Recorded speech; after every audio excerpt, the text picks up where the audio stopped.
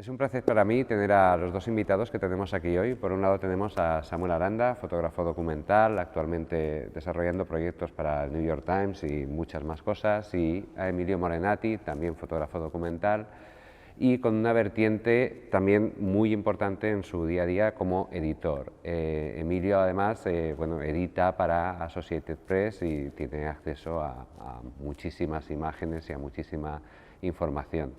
Y les hemos traído pues para que nos comenten desde sus distintos puntos de vista cómo creen ellos que se está abordando el tema de la COVID en cuanto a fotografía y en cuanto a la información en general, y cómo, pues, por ejemplo, un medio internacional le encarga a un fotógrafo que cubra unos sucesos que están pasando en un país que no es el suyo, o en tu caso, cómo los medios piden que se deba tratar o qué tipo de imagen se está consumiendo cuando realmente se está cubriendo una información que es en nuestro propio país, o sea, que le está pasando a tus vecinos. ¿Creéis que hay diferencias importantes a la hora de abordar las cosas? Aclaro algo, Sí, o sea, sí, sí. Samuel y yo trabajamos obviamente en el mismo terreno, pero con presiones diferentes, ¿no? O sea, Esa era la pregunta, sí. yo tengo hay una frase que define muy bien la agencia, el cable, ¿no? Que es, en inglés se dice to feed the wire, ¿no? Que es alimentar el cable o la bestia, ¿no? O sea, hay que alimentarlo continuamente y hay que echarle continuamente de comer, ¿no? Y esto es diario, o sea, no podemos permanecer un día siquiera sin proveer al cable, que es eso que reciben los periódicos y por el cual entran las fotos y el texto y el vídeo, de lo que está pasando en tu territorio, ¿no? Cuando tu territorio es noticia, obviamente, ¿no? Entonces, bueno, la presión, por ejemplo, de agencias es muy bestia, es brutal, ¿no? Samuel ahora lo contará mejor, pero bueno, a mí me da mucha envidia porque Samuel tiene assignments, ¿no? Se puede permitir el lujo de ir con cierta pausa, ¿no? Más que la agencia, y la agencia es un no parar, es una vorágine, ¿no? Yo cuando no estoy haciendo fotos estoy editando el trabajo de otros. Eso quiere decir que la dinámica es muy, bueno, pues es muy constante, y en esta pandemia lo que ha pasado es que España ha liderado la pandemia mundial durante un tiempo, y en ese tiempo la presión era muy bestia porque todo lo que estaba pasando en el mundo, después de lo que ocurrió en China y posteriormente lo que pasó en Italia, nosotros empezamos a liderar todo lo que era la noticia desde Madrid y desde Barcelona, que es donde tenemos los staff, y eso quería decir que se estaba hablando de que la pandemia estaba subiendo, los muertos se estaban acumulando por decenas, por centenas, por miles, ¿no? Y nosotros teníamos un momento muy de agobio, fue muy agónico, porque no podíamos entrar en ningún lugar, esto lo vamos a hablar posteriormente, pero no podíamos documentar todo esto por una cuestión de accesos y tal, y en cambio teníamos una gran presión de tener que contar lo que estaba pasando, ¿no? Eso a mí me quitó días de sueño. Cuando dices por una cuestión de accesos, o sea, es que directamente no podíais acceder a los sitios, a cubrir la información. Estaba todo saturado, Vale. o sea, es decir, había una saturación total. Había momentos en los que tú querías hablar con un cap de prensa o querías hablar con alguien y no te cogían el teléfono, ¿no? O sea, los hospitales estaban saturados, el gobierno estaba saturado, los que realmente tenían que darnos acceso no éramos la prioridad era liberar las UCIs de presión, de aglomeraciones, de miedos, ¿no? O sea, había mucho miedo en la calle y en el ambiente, y por lo tanto, o sea, el fotoperiodista estaba muy limitado a la hora de decir, oye, déjame entrar en un hospital, ¿no? Es decir, bueno, no éramos la prioridad obviamente eran otras cosas, ¿no? Lo que pasa es que eso se debería de haber calculado de otra manera. Luego entraremos quizá más en materia, ¿no? Pero esos días fueron pues, de una presión tremenda, porque las noticias estaban hablando de muertos, de miles de muertos, de 1000 muertos al día, y nosotros no conseguíamos que las imágenes, tanto de vídeo como de fotos, ilustraran esto que estaba pasando. Entonces estaba todo como muy descompensado. Y cuanto más presión metíamos, más rechazo recibíamos por parte de la gente que nos deberían de dar esos accesos, ¿no? Porque la presión era mía, pero la presión de ellos era otra. Entonces ahí empezó un poco a cocerse todo este mal rollo que luego se ha producido durante días, semanas, incluso meses, ¿no? Sí, sí. ¿Y tú, Samuel, cuál Bueno, es tu experiencia? a nivel de New York Times sí que es verdad lo que decía Emilio, ¿no? Que es un poco diferente en el sentido de que incluso casi nos dan como indicaciones de no hacer actualidad, de no hacer noticias, y siempre nos intentan o nos piden de hacer como historias dentro de la gran historia, ¿no? Y pequeñas historias que puedan ilustrar lo que está pasando a nivel de país, ¿no? Eso tiene su lado más positivo, de que tienes más tiempo, pues puedes trabajar a lo mejor en cada historia una semana, 2 semanas. Montamos una oficina en Barcelona también, que enviaron a un corresponsal de Londres, pero también te exige como que te exprimas mucho más a nivel narrativo, ¿no? De buscar la historia, de cómo la vas a documentar, tal, y es un reto, cada historia es un reto, ¿no? Y ahora, por ejemplo, pues ya nos han dicho, ya no queremos más fotos de calle o de vida cotidiana, ¿no? Hay que buscar una historia más personal y tal. Y a nivel de cómo lo estuvimos documentando, yo en mi caso lo que creo es que no ha sido una cosa solo de la pandemia o incluso de la palabra esta de censura, sino que de siempre ha habido esa doble visión de la sociedad, ya no incluso del gobierno, sino de la sociedad, de cómo podemos asimilar fotos de dolor, de muertos en cualquier otro país del mundo, ¿no? En cualquier sociedad que nos quede lejos. Siempre está esa barrera como emocional, ¿no? Si hay muertos en Afganistán o en África, a la sociedad no le importa ver esas imágenes en el periódico, incluso las puedes ver y pasar y al día siguiente te has olvidado, ¿no? Pero en el momento que esas imágenes nos tocan de cerca, y son imágenes, no solo ha pasado en España, ha pasado cuando los atentados en París o cosas así, ¿no? Creo que yo no lo calificaría solo de censura, sino como de incluso como una pantalla que la sociedad necesita tener, como de filtrarlo todo, ¿no? No estamos preparados. La muerte es un tabú en nuestra sociedad. O sea, siempre ha sido así. No es una cosa solo de la fotografía, sino en cualquier lugar, o sea, en cualquier momento social o familiar, no estamos preparados para la muerte. Y cuando nos toca de cerca siempre se intenta como, pues eso, filtrar, que no se vea, que no siempre hay ese punto de secretismo, ¿no? De no hablarlo, de no enseñarlo. Y creo que eso se refleja ya no solo en los accesos que nos dan, sino luego incluso también en la edición de los periódicos.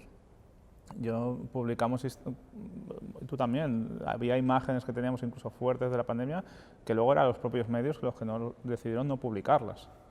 Y no creo que sea un tema de censura, sino ese punto del distanciamiento, ¿no? De que nos toca demasiado cerca. Y creo que es algo muy social, muy antropológico de aquí, ¿no? De Occidente. Hemos reculado, eso es cierto. Es interesante lo que dices tú, pero la historia no siempre ha sido así, porque antes se fotografiaban a los muertos como parte de la antropología visual de la última imagen del abuelo, ¿no? O de tal, esas imágenes, ¿no? de Eugene Smith, ¿no? Vemos al muerto y todos los velatorios y tal, ¿no? A mí me parece que bueno, eso se ha perdido. ¿Por qué se ha perdido? Esto sería un poco la gran pregunta, ¿no? ¿Por qué hemos reculado? Porque esto no es una evolución, esto es una involución, ¿no? En términos de antropología visual, ¿no?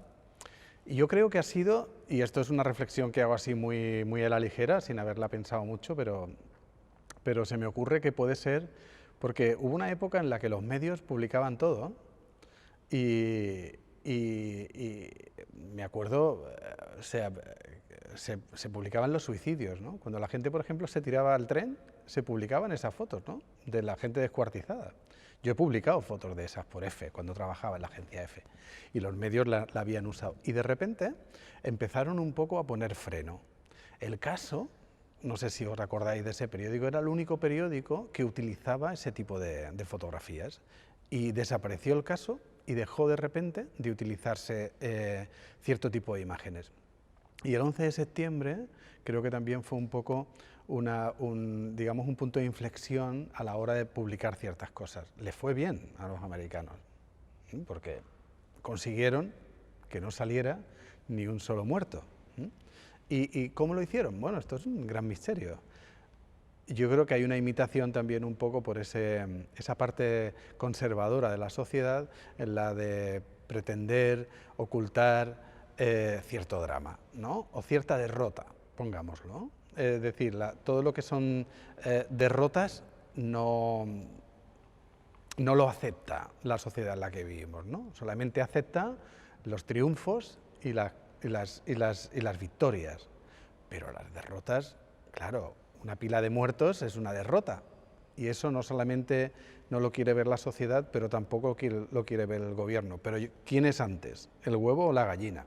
Por lo tanto, a mí me da la sensación de que lo que el gobierno, y no llamo al gobierno, al PSOE, al PP, no, llamo a los que nos gobiernan desde la historia de la humanidad, pues se han encargado de proyectar una imagen negativa, ¿no?, sobre lo que es ese tipo de imágenes y asociarla directamente a lo que es la derrota, ¿no? Y por lo tanto está la figura del fotoperiodista, que debe ser el que de alguna manera articula lo que está ocurriendo con lo que la sociedad tiene que conocer, y ahí falla, porque el acceso dice, no, mire usted, esto no lo va a fotografiar porque esto es una derrota, ¿vale? Y aquí solamente queremos mostrar las victorias. Y pongo un ejemplo. A mí me llamaron de un hospital cuando dieron de alta a un señor de la UCI, ¿no? Y dije, qué bien, vamos a hacer una foto positiva, ¿no? Pero esto debería de contrastar con la imagen negativa que teníamos. Falta esta imagen negativa, ¿no? Y yo agradecí mucho el acceso y la hice, pero claro, ahí entendía que lo que no queremos mostrar es justamente aquello que nos hace, yo no lo considero victoria, nos hace reflexionar de una manera de decir, algo está pasando mal y tenemos que solucionar esto, tenemos que trabajar para arreglar esto, ¿no? Y de ahí es donde de alguna manera hay que hacer una especie de autocrítica social para ver por qué no queremos ver esas imágenes que de alguna manera son imágenes negativas. Pongo otro ejemplo.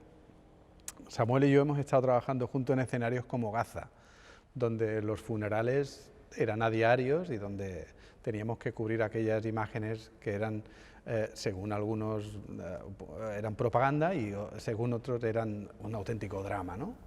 Y pongamos en esta doble vertiente o en este doble sentido que puede ser cubrir un tal, propaganda o drama, ¿no?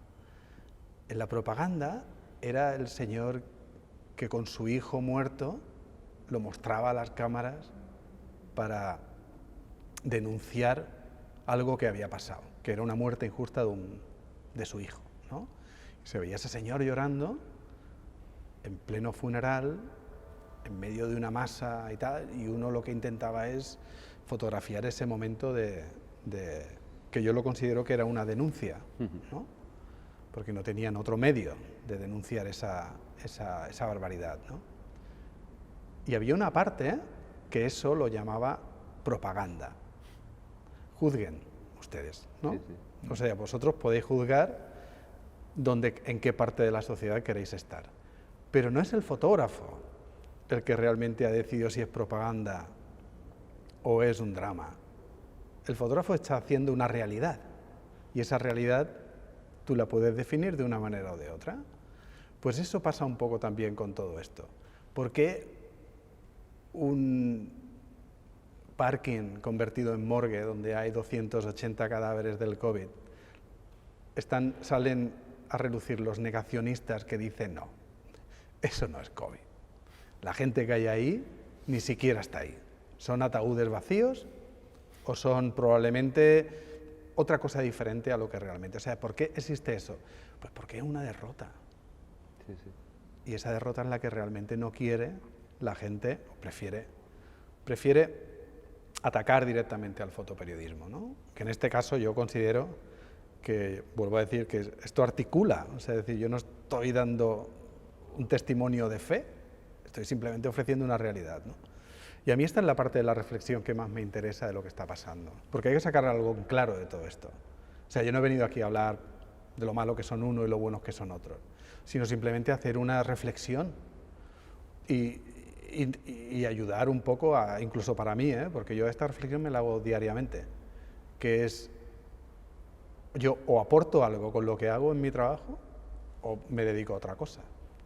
Porque si realmente lo único que está consiguiendo uno es crear un debate inexistente o una polémica, pues probablemente esa ya luego es la parte final, ¿no? Pero uno no hace eso con esa idea. Uno documenta con la idea de que eso tiene que ser contado y ya está. Que por desgracia es hacia donde van muchas de las cosas que pasan, ¿no? Esa falta de credibilidad de los medios, ¿no? No del medio en sí, sino de la sociedad, de cómo ve a los medios, ¿no? Y yo creo que eso se ha estudiado mucho en fotografía, ¿no? De lo que supuso la guerra de Vietnam, por ejemplo, para los americanos, de dar acceso a los fotógrafos y cómo lo vivieron eso luego a nivel político, ¿no? Yo recuerdo de estas experiencias así de empezar a plantearte, porque cuando empiezas en fotografías siempre empiezas como con muy buenas intenciones o como muy naif, ¿no? Una forma como muy sana de quiero documentar el mundo y mostrar, ¿no? Y luego empiezas a tener esas experiencias que te van enseñando o te van dando matices de lo que supone trabajar en esto, ¿no? Yo recuerdo una experiencia que me marcó mucho, que fue estar empotrado en una unidad de soldados americanos en Irak, en el 2004, en el sur, en un momento que era de muchos enfrentamientos y tal, cerca de Mahmudilla, que era, bueno, en fin. Y cuando entraba en esa unidad tenía que negociar con el jefe de prensa del ejército que estaba en ese campamento que estábamos, y lo único que me dijo es que lo único que no podía enviar eran fotos de soldados llorando. Y eso fue como de, wow. O sea, yo incluso pregunté el tema de las víctimas, porque había funerales dentro del campamento y tal, me dijo, no, eso ningún problema. Dice, pero cuando hagas fotografías de víctimas nuestras, no puedes fotografiar a los soldados llorando, no puedes enviar las fotos. Y a mí eso me dejó totalmente sorprendido y como de, wow, o sea, lo que no quieren es que humanicemos a los soldados, ¿no? Efectivamente, pero heavy, hostia, es muy interesante muy eso que dices, Samu, porque yo no he visto un soldado llorando todavía. Yeah. En imágenes, quieres decir, en la realidad sí. No, o sea, yo hice un máster de fotoperiodismo en Londres y dediqué todo el final de la tesis a este episodio, concretamente, que dices tú, ¿no? Y me lo he recordado y ha sido como muy revelador lo que acabas de decir. ¿Lo del dolor en los soldados, quieres decir? No. Lo de el adiestramiento que tiene parte de la sociedad para que no tal, ¿no? Y yo descubrí muy poco, pero lo poco que descubrí ahí fue que yo cuando me hirieron en Afganistán en 2009, me pasé 6 meses en Washington en el hospital militar Walter Reed, donde con los soldados que iban en mi unidad, que eran 9 tipos, uno había perdido las 2 piernas, brazos, tal, estaba con gente que estaba mucho peor que yo. De hecho, a mí me llamaban el paper cat, que es cuando te cortas con un folio, comparado con las heridas de otro. Yo había perdido una pierna, ¿no? Pues estos eran soldados todos con unas heridas tremendas y unos dolores fuera de o sea, es decir, el dolor llegaba a tal extremo que perdían la conciencia, ¿no? Pero esto, o sea, porque las amputaciones por violencia hay un rollo nervioso ahí que es muy doloroso, ¿no? Y yo lo digo por experiencia. Y yo, ostras, a mí había momentos en los que me derrumbaba, ¿no? Y con toda esta gente hice una vez al cabo del tiempo pensé, hostia, nunca he visto a uno de estos llorar todavía y he compartido mucho con ellos, ¿no? Y empecé un poco a indagar por qué. Y finalmente me remití a todos los vídeos que yo estuve grabando en aquel hospital y en ninguno hay un momento de venirme abajo, porque el sentimiento americano, o sea, el sentimiento patriótico era tan bestia que apuntalaba cualquier derrota, ¿no? Llamemos derrota a un llanto, a un venirte abajo, ¿no? Y decía, hostia, ¿cómo lo hacen? Y en realidad, si nos damos cuenta, todos los dogmas, ¿no? Apoyan de alguna manera, apuntalan esa debilidad que tiene el ser humano. Si llamáramos debilidad a llorar, que sería una estupidez, ¿no? Cuando en realidad llorar es maravilloso, ¿no? Pero volvemos a lo de antes, es decir, son mecanismos que de alguna manera utilizamos para no caer de alguna manera en la derrota, como podría ser llorar. Yo no vi a un soldado llorando tampoco. Es muy fuerte. Pero ahora, si volvemos un poco al tema de la COVID, que es súper interesante lo que estáis diciendo y creo que explica muy bien por qué se están tratando las cosas como se tratan. Y ahora, viendo tertulias estas últimas 2 semanas, hay sociólogos y comienza a haber psicólogos que comentan que hay un problema, que es que hay una parte de la sociedad que no teme a la enfermedad y que probablemente no la temen porque no se han confrontado con la muerte, o sea, no han tenido el acceso a ver las imágenes, ¿no?, del drama que realmente está suponiendo la cantidad de miles de muertos que tenemos día a día. ¿Creéis que es verdad esto, que no se nos ha mostrado la muerte? Yo no estoy de acuerdo. O sea, yo creo que sí que ha habido imágenes de funerales, de fallecidos, de UCI y tal. Creo que la derrota a nivel como sociedad es que incluso aunque esas imágenes se den y se publiquen, la gente las va a cuestionar. O sea, yo creo que vivimos en una sociedad en que la gente cuestiona todo lo que ve, todo absolutamente. En la televisión, en los medios, tú eres de un partido o eres de un pensamiento y vas a leer el tipo de medio que se ajusta a lo que tú piensas, para reafirmar lo que piensas. No buscas información, hablo de la gran masa social, ¿no?, digamos. Uno se levanta por la mañana y si es un poco más de derechas o de izquierdas, sabe lo que tiene que escuchar o sabe lo que tiene que leer. No entra no coge por la mañana y dice voy a leer este medio y este medio para conseguir una opinión equilibrada, ¿no? Y creo que ahí es donde está la derrota un poco de nuestra como medios. Está claro que hay medios y medios y hay países y países, pero de hecho cuando vamos a fotografiar, no sé si ya incluso con la COVID o con otras cosas, cada vez más es más difícil trabajar aquí porque la gente te pregunta lo típico, ¿no? ¿Qué vas a hacer con estas imágenes? La propia gente, los propios afectados no quieren que los fotografíes, es muy difícil porque no confían de lo que van a hacer con sus imágenes luego los medios de comunicación, ¿no? Y eso sí que es, eso también es triste, ¿no?, que haya pasado así, ¿no? Sí. Y de hecho comparado con otras sociedades, cuando trabajas en otros países, en África o en Oriente Medio, lo que hablabas de Gaza, creo que todavía están en ese paso previo a lo mejor de exceso de información o de exceso de cosas visuales o de medios de comunicación, y muchas veces creen en ti como fotógrafo y creen que explicar su historia, que mostrar su dolor, te utilizan incluso, o lo utilizan ellos como canal de denuncia para lo que les está pasando, ¿no?, un poco.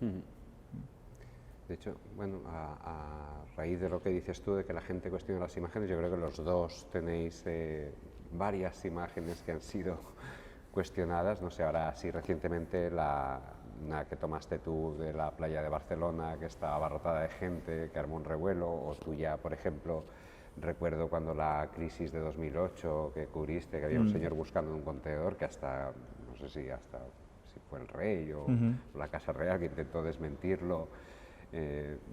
Entonces, sí que tienes toda la razón con esto que dices, que el público ya espera un mensaje, ¿no?, por un lado. Sí, sí.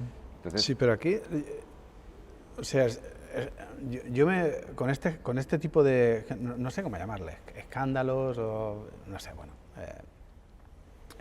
sí, revuelo, follones, ¿no?, lo que sea, revuelo. Sí, sí. Este tipo de cosas, o sea, yo me lo imagino, hace 10 años no habrían tenido cabida, ¿no? O sea, es decir, no había redes sociales, exacto, ¿no? Y por lo tanto, como no había redes sociales, pues la cosa se habría diluido, ¿no? A lo mejor la gente lo comenta en un bar, mira, no sé qué, el fulanito que ha hecho, ¿quién ha hecho esta foto? Y ahí queda, ¿no? Hoy día pues hay un caldo de cultivo que obviamente es lo que conlleva a este tipo de... Es decir, a mí me llamaron los medios de comunicación porque había habido un asunto viral en las redes sociales, no porque realmente se cuestionara mi trabajo. Como había sido viral, había que hacerlo más viral. Sí. No era una cuestión de, oye, mira, dudamos, porque a mí me hubiera encantado esa honestidad, ¿no? Mira, nosotros dudamos de la veracidad de esta foto y nos gustaría que vinieras aquí a contar si realmente es cierta o no. Me habría encantado esa opción, pero no era así. Mira, te llamamos porque es que has sido objeto de un acoso, de una crítica, de un tal, y entonces te queremos dar voz, ¿no? ¿Cuál es la noticia? Sí. ¿La noticia cuál es? ¿Que yo he sido vapuleado en las redes sociales? ¿Esa es la noticia? No, claro, debería ser. Debería de ser la otra, debería de ser realmente otro tipo de enfoque, ¿no? Por eso yo echo de menos de alguna manera honestidad, es decir, pues en realidad lo que la gente entraba, y esto nos pasa a nosotros también, o sea, es decir, mi jefe me puede llamar un día y decir, oye, atento a esto que es viral, ¿no? ¿Es viral o es noticia? ¿No? O sea, es decir, es viral porque la gente lo está compartiendo. De hecho, de tu foto al final se hablaba con qué tipo de objetivo habías trabajado, con no sé qué, y al final casi nadie habló de por qué había 200 personas allá pelotonadas en la playa, ¿no? Claro. Que al final es un poco como surrealista. Claro, yo refuerzo lo que tú dices. Yo he hablado con negacionistas, porque lo tenemos en todos lados, ¿no? Y estos están desinformados. O sea, yo creo que hay una desinformación. Quieren estar desinformados. Le apetece estar desinformados. Incluso. Sí, pero es una cuestión es una aptitud premeditada y elegida. Total. Es decir, yo no quiero, a mí no me cuentes esto. O sea, esto es como lo del tema de, bueno, no creer en la industria o la industria alimenticia, no creer en esto, no creer en lo otro, me parece muy bien. Eres un aséptico y eres bueno, pues una persona que no cree en nada. Pero también no crees como no crees en todo eso que está de alguna manera institucional, tampoco crees en los medios convencionales, ¿no? Y los medios convencionales te están contando algo que tú de entrada lo que produces es rechazo, ¿no? Entonces, a mí me parece también esta opción muy interesante de analizar por qué el medio convencional provoca rechazo y un hilo de Twitter te anima a ser parte de él y por lo tanto a creértelo incluso, ¿no? Bueno, algo está pasando.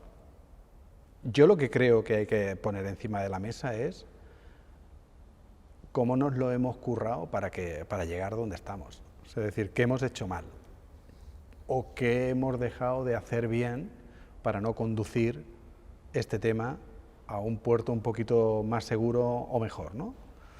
Y saco el tema, por ejemplo, de la la poca profesionalidad que hay actualmente en los medios de comunicación, ¿no? Antes lo mencionaba tú con el tema de la politización. Yo lo destaco, pero también incluyo el tema de la precarización, lo sencillo que es, por ejemplo, ahora que está muy de moda esto de... hay una convocatoria en Twitter y acuden más fotógrafos que manifestantes, ¿no? Y te encuentras en una situación en la que tú tienes que lidiar con lo que está pasando, que son los manifestantes, y además tienes que lidiar con un montón de gente que no conoces, porque en la profesión nos conocemos todos. Es decir, había un momento en el que nosotros llegábamos a cubrir algo y es el grupo de informadores al que está contando, y se agrupa en camarilla o no, lo que sea, previo o durante eso que está pasando, ¿no? Bueno, pues ahora no es así. Ahora lo que tú te encuentras cuando llegas a un sitio es una legión de gente que no sabe de dónde salen. Ahí hay gente que se está intentando buscar la vida, que me parece muy lícito, gente que de alguna manera son activistas que quieren adoptar una posición de informador, pero no es informador, sino es posicionador. Opinadores, ¿no? Y estos pues tienen sus canales de YouTube o de Telegram o lo que sea. Gente que de alguna manera ha conseguido por Amazon o por cualquier medio un brazalete por 5 o 10 euros y se lo coloca allí a ver qué tal, ¿no? Gente que de alguna manera va a intentar a ver si suena la flauta y consigue hacer una buena foto y vendérmela a mí, que yo estoy allí, o a cualquier otro medio. Y entonces te pones a sumar, y de repente te encuentras con un número de gente tan elevado que dices, no, esto es llamativo. Yo, de hecho, muchas de mis fotos últimamente es cuando hay, por ejemplo, alguien que quema una foto del rey o algo así, es pues decenas, por no decir cientos, de fotógrafos haciendo la foto de una sola persona quemando una foto del rey, ¿no? Y esa es la foto que realmente creo que define muy bien qué es lo que está pasando, ¿eh? Y las dimensiones que ha tomado esto son unas dimensiones, pues, que afectan a la manera clásica de trabajar, que es el contar lo que está pasando dentro de una lógica, ¿no? O sea, no que el periodista sea la noticia. Y bueno, o sea, antes lo comentaba, bueno, ahora para mí hay veces que en lugar de reportar o de fotografiar lo que está pasando, es esa nube de gente contando lo que está pasando, ¿no? O sea, está muy desproporcionado. Y yo creo que realmente no toda la gente que está ahí contando lo que está pasando, con esos chalecos naranjas, esos tal, no sé cuánto, que se consiguen casi por 5 o 10 euros, son gente que representan a medios, ¿no? Entonces, bueno, los medios que están representados ahí, entre los que me incluyo yo y otros tantos, pues tenemos el mismo privilegio que tienen toda esta gente que realmente todos estos supuestos informadores que no representan a ningún medio, ¿no? Y aquí todo esto es muy complicado. Esta saturación que está habiendo de medios de comunicación que se originan en las redes sociales, los influencers y todo este tipo de cosas que de alguna forma tienen el mismo privilegio que tienen los medios clásicos, es algo que se debería de regular, ¿no? Y yo creo que hay una misión por parte de los colegios de periodismo, o sea, por los colegios de periodistas y por parte de los sindicatos y todas estas entidades reguladoras, que consiste en pues regular básicamente quién es el periodista de la calle, qué acceso debe de tener, y con respecto al interior, la policía, etcétera, los accesos estén limitados, ¿no? Porque se confunden. O sea, yo he presenciado como manifestaciones que terminan en violencia, la policía, cuando tiene que actuar, no sabe discriminar entre el informador que está contando lo que está pasando en realidad para un medio determinado, o el freelance que acreditado que está trabajando ahí, y toda esa nube de gente que de alguna manera está entorpeciendo la labor del informador, ¿no? Esto es algo que es urgente de arreglar, es una urgencia para dignificar un poco la profesión, es regular de alguna manera al periodista de calle, bien por número de colegiados o bien por otro tipo de distintivo diferente al que se está haciendo actualmente.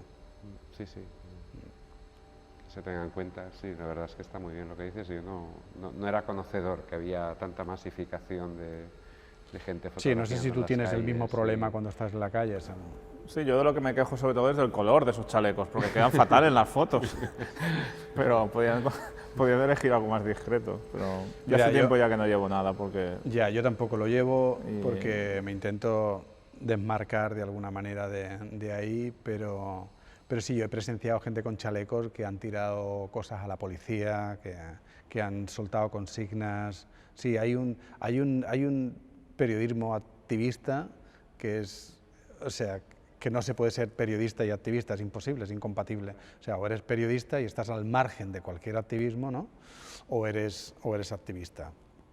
Y aquí se mezclan las cosas. Y hay gente que se empeña en hacer labores de periodista activista, y esto no puede ser, o sea, es imposible. Entonces, bueno, es como si yo si a mí me gustara el independentismo, pongo ahí una bandera independentista en mi casa, ¿no?, en mi balcón, y me voy a cubrir una manifestación unionista o españolista, ¿no? O sea, ya sabemos, ¿no? Yo creo que el periodista tiene que ser un ente, el fotógrafo tiene que ser una persona inocua que pase de puntillas sobre la realidad que fotografía, o que se meta en ese momento en la realidad y que luego salga inmediatamente de esa realidad para volver a a transformarse en la siguiente realidad que le toca cubrir, ¿no? Hay una frase de Barrio Pedro, un fotógrafo el que hizo aquella foto de Tejero en el Congreso, ¿no? que es muy buena. Dice que el fotógrafo tiene que saber llorar y reír en décimas de segundo de diferencia, ¿no? Esta yo me la aplico porque, bueno, es tu realidad, pero en ese momento. Implicarse está muy bien, pero no puede ser un estándar de implicación. Voy a hacer esto porque me interesa cubrir esto porque son mis ideales, ¿no? Y entonces se me ve el plumero, pero da igual, porque represento a la causa, ¿no? Y esto es algo que el periodismo debería de discriminar para hacerlo más objetivo. Totalmente. Es que parte de la historia se queda con página en blanco, ¿no? O sea, la parte de la historia que se queda sin contar. O sea, los libros de historia contemporánea irán con una serie de cajas de fotos en las que deberían de ir unas y tienen que ir otras porque esas fotos no han existido. Con la de...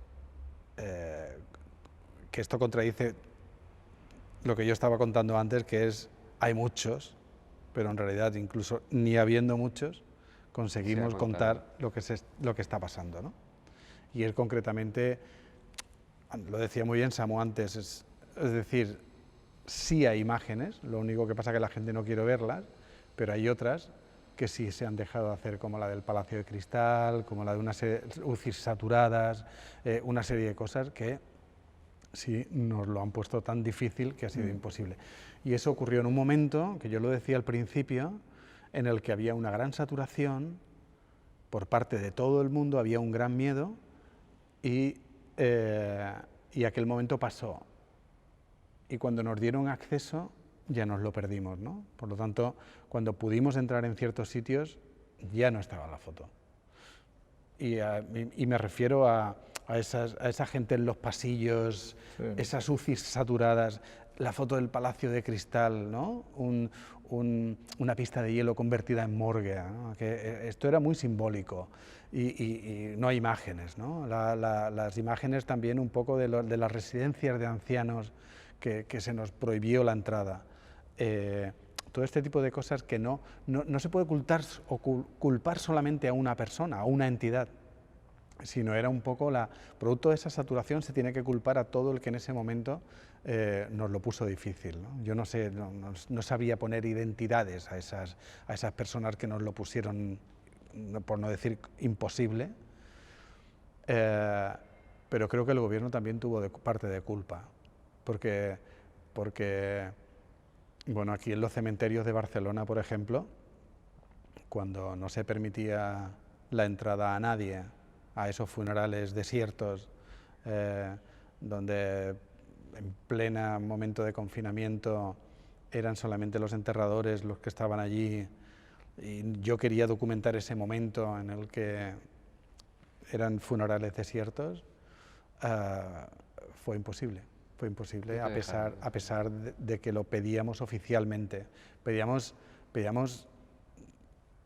de todas las maneras habidas y por haber que nos dejaran entrar en los cementerios, y en los cementerios había guardias de seguridad justamente para impedir la entrada de observadores, ¿no? O sea, ¿por qué nos querían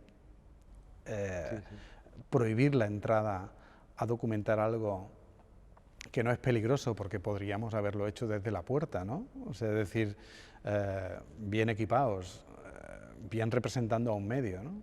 Pero aquellas imágenes no nos la permitieron hacer, ¿no? Y yo todavía me gustaría que alguien me explicara cuál fue la razón de por qué no nos permitieron la entrada a esos momentos tan claves de la historia de este país, ¿no? Sí, aparte de que es que hubiese sido muy fuerte ver las fotos, por ejemplo, de un botellón en un parque y luego las fotos de la gente que no podía acceder a un funerario, porque unas cosas sí que se estaban permitiendo, ¿no? Y que otras cosas no se estaban permitiendo. Luego ya nos dejaron entrar cuando permitieron la entrada de 6 personas por funeral, ¿no?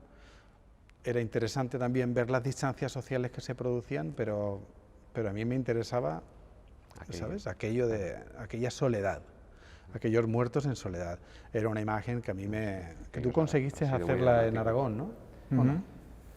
¿Por qué allí dejaron y aquí no? Bueno, allí no dejaron, allí lo que pasa es que como hay vacíos, o sea, siempre el punto un poco de outsider, ¿no?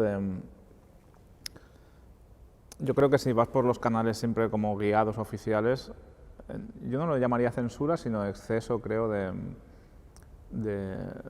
logística o de burocracia, ¿no? O sea, ahora, por ejemplo, esta semana he estado intentando organizar una cosa tan sencilla como dónde iban a hacer test de estos PCRs para el tema de las escuelas, ¿no? Y no lo he conseguido, pero no por una censura, no hay una persona que venga y diga, no puedes hacer fotos de los niños. No, es que primero haces una instancia, no sé qué, el departamento de no sé cuánto. Ese tiene que ponerse de acuerdo con el centro no sé qué. Ese centro tiene que ponerse de acuerdo con las personas que van a salir en la foto, tiene que estar pactado con antelación de que puedan dar los derechos de imagen. Es una vorágine tal, que al final lo que he hecho ha sido ir con el coche conduciendo 3 días y cuando he visto que había un colegio, he ido al colegio y a la gente que había allí les he dicho, ¿os puedo hacer una foto? Y me han dicho, sí, sin problema. Y he hecho la foto así. Exactamente, sí. Entonces, sí, yo las fotos las he hecho en el colegio de mis hijos, claro, donde tú de alguna manera tienes acceso y hablas con la gente, oye, sí, te conocen, saben Exacto. que no vas a hacer ningún mal uso de la foto y pim pam, ¿no? y todo como muy negociado, ¿no? Como muy pactado, hay ese miedo, también cada vez hay más jefes de prensa, hay más... Yo no diría censura ni control, porque al final muchas veces nos dejan trabajar, pero es como todo tan... Tienen miedo a la imagen, ¿no? Tienen ese punto de qué va a pasar, qué vais a hacer con esas imágenes luego, ¿no? A lo mejor se nos pueden volver en contra y se pueden volver en contra de este discurso político que estamos dando, ¿no? Bueno, lo interesante aquí sería saber de dónde viene eso, porque todo esto viene de algún sitio, viene no sé si arrastramos algo de la dictadura o si... o sea, yo recuerdo que España es el país más estricto en el tema uno de los más de Europa, junto con Francia, el tema de los derechos del menor, ¿no? O sea, es decir, no se pueden fotografiar menores bajo ningún concepto. Pero hay mucha confusión, porque, por ejemplo, ves una imagen de TV3 en la que los niños están en el patio, porque es la Castañada o porque, bien, los Reyes o cualquiera, ¿no? Pero en cambio, si hablan de violaciones o tal, no sé cuánto, pues no puede ser, obviamente, para que un niño no sea interpretado tal. Esto yo lo entiendo, ¿no? Pero, ¿qué ocurre? Que lo que tú vas a hacer del PCR entra dentro de la violación. O sea, automáticamente es un poco como que... Bueno, es un tema tabú, la gente tiene miedo. No claro, puede... Sí, pero o sea, estamos... ¿Cómo lo catalogamos? Lo catalogamos un poco por la... bueno, así me curo en salud, ¿no? O sea, no vaya a ser que al final... No quiero marrones, no quiero problemas. Y a mí esto me da la sensación de que es un poco el agarrarte a tu sitio, el no querer complicarte la vida y el no... oye, mira, tío, no. Oye, ya tengo bastante con lo que tengo para que me venga el fotógrafo ahora, tío, a darme tal, ¿no? Y esto de alguna manera denota el poco conocimiento de la importancia que es que nosotros hagamos un trabajo que explique bien qué es lo que está pasando. Si tú pones el impedimento, ¿no? Desde el director de la escuela, la madre, tal, no sé cuánto, si empiezas con esos impedimentos, obviamente el mensaje no llega, ¿no? Entonces tú eres responsable de eso, y eso es lo que la gente de alguna manera se debería de plantear y cuestionar. Yo en uno de esos hospitales hinchables que hay en el centro de la ciudad, ahora en Barcelona, pues cuando se hace de noche, pues por dentro se ven algunos huecos donde todavía se están haciendo los PCR, y yo he hecho ahí alguna foto, ¿no? Y es, pues claro, uno llega sin pedir permiso, porque tú estás en la calle, y eso es un hospital público que está en la calle. Es decir, esto no tiene un cerramiento, esto es un parque. Y entonces, pues a mí me ha pasado, el otro día concretamente me pasó, que entre la puerta del hospital, que es un hinchable de estos naranjas y verdes, ¿no? Pues había un señor, y entonces pues desde ahí hice la foto y me viene un señor que era médico de dentro, porque me vio hacer la foto y directamente dijo que iba a llamar a la urbana, ¿no? Llamaré a la urbana, ¿no? ¿Pero por qué va a llamar usted a la urbana? Porque estás haciendo fotos, ¿no? Yo, si yo soy prensa, te acreditas como prensa, le enseño el carnet, no quiere ver el carnet. O sea, de entrada ya hay una negación, no es aquello de decir, a ver, déjame verlo. Bueno, oye, pues intenta no sacar las caras, haz algo como... No, llamo a la urbana. La primera reacción es llamo a la urbana, o sea, busco protección en la policía porque hay alguien que está haciendo algo que no está bien, que es hacer fotos a una cosa pública dentro de un hospital público, dentro de una plaza pública, dentro de tal, ¿no? Gente con mascarilla, o sea, decir que no se ven identidades. Es decir, ¿qué pasa aquí? ¿Cuál es el problema? ¿Qué está pasando? Yo me intento acreditar como prensa, no quiere ni siquiera ver mi carnet, ¿no? Y hay alguien que llama a la urbana. La urbana viene y yo entonces digo, mire usted, me gustaría denunciar a este hombre. Y este hombre, no, soy yo el que quiere denunciarlo ahí. Digo, no, es que este hombre se quiere cargar la libertad de prensa de un plumazo. Y esto es antidemocrático, ¿no? Yo estoy aquí en la calle, estoy haciendo fotos, me intento acreditar como periodista, preservo la identidad de esta gente porque hay mascarillas, está de espalda, está lejos, mire usted la foto, no se ve. Y el hombre insistía que tenía que borrarla. Este hombre tiene un problema. La sociedad tiene un problema, porque... Este hombre, claro, y ahí se ve reflejada la sociedad. Una muestra. Este señor tiene un problema, tiene un trauma que a mí me gustaría analizar y que me encantaría que estuviera aquí hoy con nosotros para contarnos... ¿Por qué piensa así? ¿Por qué piensa así? Porque el problema del negacionismo, y esto es algo que nosotros estábamos hablando, ¿quién es el negacionista? Este es el negacionista. El señor que de entrada ni siquiera quiere hablar contigo. Si no es, no, mira, a mí no me enseñes ni el carnet de prensa. Te he dicho que aquí no se hacen fotos por mis huevos, ¿no?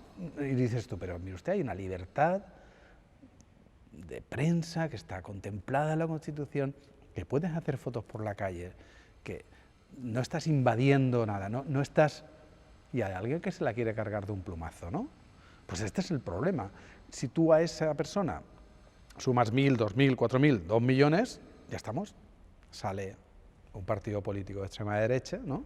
Con unas libertades que realmente se la han adjudicado ellos, ¿no? No quiero saber ni quién es, solamente te digo que aquí se hace lo que yo digo y tú aquí no haces fotos, mire usted, ¿no? Entonces, bueno, este es el problema. Podéis ver en el cable de la foto, en el cable de la AP, que la foto era fantástica, porque además estaba englobado dentro de un núcleo que se veían los edificios, se veía allí la persona al fondo muy pequeña, aquello iluminado, o sea, era una foto muy bonita. No le interesaba, ni siquiera me pasó. Yo, el día que llegue a el día que me pase esto de, oye, mira, ya sé que estás haciendo foto, pero intenta, o sea, decir, ¿no? Que no se vean las identidades, no sé qué, no sé, estás haciendo tu trabajo, yo conozco qué tal, no sé cuánto. Ostras, qué maravilla, ¿no? Sería, ¿no? Qué bien me sentiría, qué engranaje me sentiría la sociedad. Tú estás entendiendo que lo mío es importante, pero me recuerdas que las identidades no deben de aparecer en la prensa, ¿no? Que también el siguiente paso es ¿por qué? Bueno, pero yo no pediría el por qué, porque hay algo que me está entrando bien, ¿no? No la persona de decirle por qué no quieres, sino que nosotros analicemos por qué, vale. Sí, no, totalmente. ¿Por qué hay ese miedo de aparecer en la prensa en un acto en el que no estás dejando a esa persona en una forma, ningún tipo... No la estás denigrando. Exacto, no, sí, efectivamente. Es una pandemia, esa persona está haciendo una prueba y no está haciendo nada negativo contra su persona. Sí, entonces, también efectivamente. ¿Por qué hay que preservar esa intimidad? Ligando con una pregunta que os he hecho al principio, o sea, ¿por qué hay que preservarla si eres español, pero si eres francés lo ves bien? Yo creo que hay dos... Yo creo que hay dos discursos. Uno es el tema ese de la lejanía emocional, o sea, de por qué podemos digerir una persona muerta en un país muy lejano sin ningún tipo de problema y sin ningún tipo de conversación. Incluso el tema del blanco y negro, por ejemplo, ¿no? Que de repente lo utilizas para documentar aquí y se te critica, ¿no? Que también eso ha pasado. Y luego la otra línea es el por qué pasa eso, ¿no? El por qué ha cambiado todo ese tema del documentalismo, de la fotografía, ya no solo de la pandemia, de muchas situaciones de vida cotidiana, que ya hay ese previo de la gente de qué vas a hacer con mi foto, por qué, y cosas que pueden ser muy cotidianas, incluso una foto en un parque. Lo había explicado alguna vez, hace unos años, de hacer una foto en un parque simplemente por placer, de una mujer con su niño y una escena preciosa. y crearse un momento de tensión muy heavy, ¿no? Y eso es, yo creo que es una reflexión de hay un exceso de todo, ¿no? Ya no Pero solo a de mí, medios de a, mí me, a comunicación. mí me ha pasado, Samu también. Sí. Me ha pasado desde el otro lado de estar en el parque con mis hijos, de ver a un tipo con una cámara haciendo fotos y ponerme en guardia. ¿Pero por ponerme qué en pasa alerta. eso? Bueno, quiero saber por qué. Pues me ha pasado porque el uso que se hace de ese medio, de esas fotos, podría ser un uso indebido. Ya, pero es un exceso de miedo que pasa, es un poco como la base de muchos problemas sociales, ¿no? Es como el tema de, incluso también del racismo, ¿no? O de cosas así, ¿no? De repente llega alguien que sale un poco de esos cánones, ¿no? Y te saltan las alertas, ¿no? Y seguramente en el 99, seguramente no, seguro en el 99,999% toda la gente que hace fotos en los parques seguramente pues a lo mejor luego será un friki que hace documentalismo de los parques, otro que le gustan los pájaros, otro que, no sé, o que hace fotos de niños y de familias porque le gusta la vida cotidiana. O sea, no tiene ningún Me ha tipo de... pasado ir con mis hijas a un parque y llevar la cámara colgada pues para hacerles Claro. fotos a mis hijas y que te venga una señora y te diga, oye, mi nene que no salgan las fotos. ¿Cuántos Y casos, que dices, ¿cuántos casos puede haber? "Oiga, de- o sea, como mucho esta foto acabará en un álbum familiar, como Exacto. mucho. Que ha de pasar muchos filtros, han de Sí, pasar sí. muchas cosas para que Sí. tú te decidas a ir a una tienda e imprimir una foto, ¿no? ¿Cuántos casos entonces habrá? Dices, madre mía, tampoco... ¿Cuántos casos habrá en España cada año de alguien que haga algo indebido con unas fotos hechas en un parque? ¿Habrá alguno? No, sí, sí que es verdad que hay miedo a las cámaras. Sí, Otra sí, cosa es que te cierto. metas en un vestuario de un gimnasio y no sé, Sí, loco. sí, sí. Pero en un parque, o sea, ¿qué función puede hacer esa persona negativa de una foto de un niño en un tobogán? O sea, y eso es muy preocupante, ¿no? El que también socialmente hayamos puesto ese chip de qué van a hacer con mis fotos, qué van a hacer... No, yo creo que realmente el derecho a la propiedad de tu imagen, que en principio creo que está al mismo nivel, ¿no? A Sí. nivel legal que el de la libertad de prensa, se está comiendo mucho Sí, el terreno. no, se lo ha Sí, comido, sí, se lo ha sí, comido. sí, Y el asunto es cómo revertir esto. Es O sea, imposible. como- Es imposible. Y más con todo el ruido de las redes sociales hoy en día, ¿no? O sea, ahora... no sé, yo creo que es imposible. O desconectas o... Últimamente no hay nadie que no critique una de mis fotos que pongo en Twitter. Y además la crítica es, por ejemplo, pues la escena, ¿no? Es un señor durmiendo en una caixa, en una esa de la caixa, la madre sacando dinero, el niño que está mirando al que está durmiendo, y cuando se habla de la fusión de la caixa, digo, es la foto, ¿no? Es decir, es pues una escena, el señor está aquí durmiendo, no se le ve apenas la cara, ¿no? Twitter. Emilio, espero que hayas pedido permiso a ese hombre, a ese pobre hombre que está durmiendo en la calle, ¿no? O sea, es decir, este es el tucacollons que dices, Sí, sí. ¿de verdad te preocupa eso? O sea, tú estás en defensa de ese hombre para que preserve su identidad en mi foto. ¿Eso es lo que realmente te preocupa, de verdad? Si tuviese casa no le harías la foto. Claro, tienes un problema. O sea, es decir, no me estás preguntando, oye, ¿has hablado con ese hombre? A mí me encantan, tío, que me pongan entre la espada y la pared, ¿no? ¿Hablaste con ese hombre? ¿Qué le pasa? Me gustaría Claro. saber más sobre ese hombre. ¿Por qué está durmiendo ahí? ¿Lo hace hoy o lo lleva haciendo hace un mes? Cuéntame más. Eso lo entiendo y lo acepto. Digo, mira, no pude hablar, fue una cosa y vale, lo que sea. Pero ¿qué? ¿Has hablado y le has preguntado si realmente le importa que aparezca en tu foto? Bueno, la foto aquella que también, la que tienes del hombre que estaba tirado en la calle, en medio de la calle Ferran, Sí, en plena pandemia, ¿no? Que, Sí, sí. que de repente se te critica por hacer esa foto de esa persona en el suelo, ¿no? Cuando de hecho lo primero que tendría que surgir a la gente es por qué en pandemia puede haber gente que quede desprotegida claro. y que puedan dormir en la calle, que no haya ningún tipo de cobertura social para que gente sin casa tenga un mínimo de atención, ¿no?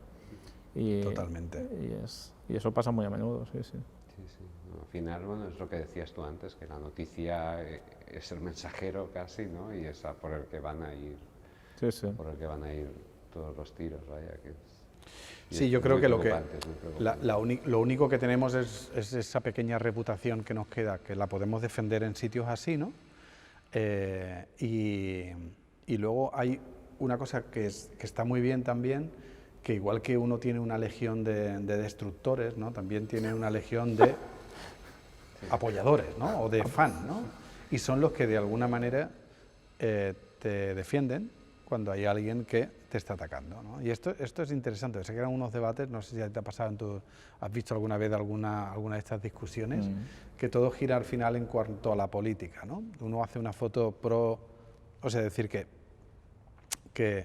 de alguna manera se ven afectados los independentistas o no, y entonces ocurre un clash político entre indepes y políticos y tú estás en el medio, ¿no? Claro, porque este lo ha hecho aquí. No, este lo conozco yo y este es de puta madre. No, pero este tal, no sé cuándo. Entonces aparece alguien que te defiende y dice, claro, mira quién lo va a defender y el otro. Y entonces es un debate muy interesante porque en realidad la chispa estaba ahí. Simplemente tú lo que has hecho es algo mínimo para que eso corra y corra, ¿no? Sí, sí.